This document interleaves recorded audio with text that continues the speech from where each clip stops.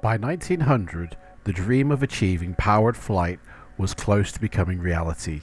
The question was being asked, who would get there first?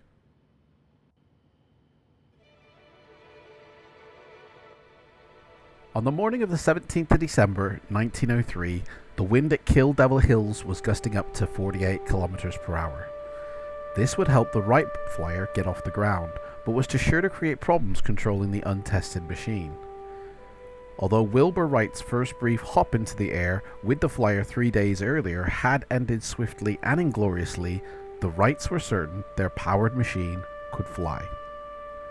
The brothers had agreed to alternate at the controls, so it was Orville's turn first on this occasion.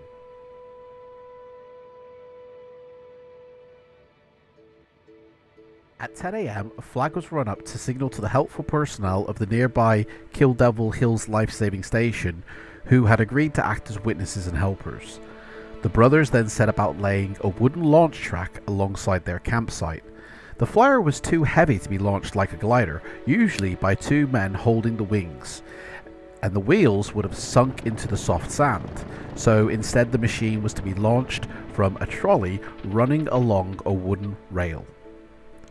Wilbur and Orville stood by the machine while the engine warmed up, and then, as one of the lifesavers John Daniels later recounted, "They shook hands, and we couldn't help but notice how they held on to each other's hand, like two folks parting who weren't sure they'd ever see each other again." A camera had been positioned to capture the scene, and Daniels was entrusted with operating the shutter. Orville mounted the machine, lying face down. Then, amid the racket of the engine and excited shouts from the onlookers, the machine was released from its restraining rope and set off along the track. As it lifted into the air, Daniels took a picture. Like his brother 3 days earlier, Orville found it hard to control the flyer, and after 12 seconds in the air, he came down with a bump. Either this or two subsequent attempts constituted true powered flights were rendered irrelevant by the next fourth attempt.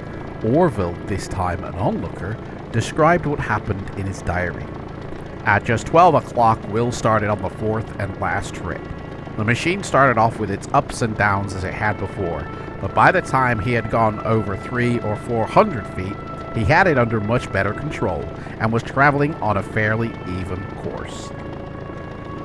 Wilbur flew for 59 seconds, traveling a distance of 260 meters before the flyer pitched down to a bone-jarring landing, breaking the elevator support. The flyer had spent less than a minute in the air, but it was certainly enough to constitute sustained, controlled, powered flight. Shortly after this momentous event, the flyer was caught by a gust of wind as it was being carried back to the camp and flipped over, taking with it Daniels, who was lucky to end the day with no more than a few cuts and bruises. The flying machine was a wreck, but the brothers did not let that incident spoil their delight in their achievement.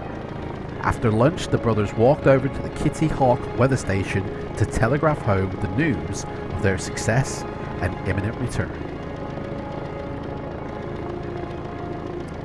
Each of the flights made by the Wright brothers at Kitty Hawk in December 1903 was marked by instability, since the nose would slowly bounce up and down. Sharp contact with the ground on the last flight broke the front elevator, ending that season's flying. Between 1903 and 1908, the Wrights developed their original flyer into a more robust and powerful machine, without making any fundamental changes to its configuration or control system. All the Wright flying machines were controlled in pitch by the front elevator, in yaw by twin vertical rudders, and in roll by the twisting of the wingtips known as wing warping. Flying like cyclists, the Wrights kept the aeroplane balanced with continuous small adjustments of the controls and leaning the machine into turns. This required considerable experience and almost a feel for flying that had to be learned. The trickiest feature was the front elevator, which tended to be overly sensitive.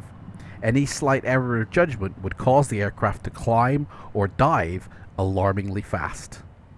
And until the end of 1905, the Wrights flew lying prone on the machine. This posture was adopted to reduce drag, but it also seemed appropriate to the Wrights' instinctive sense of a flying machine as, using the words of a later aviator, an extension of your own body, moving as you move.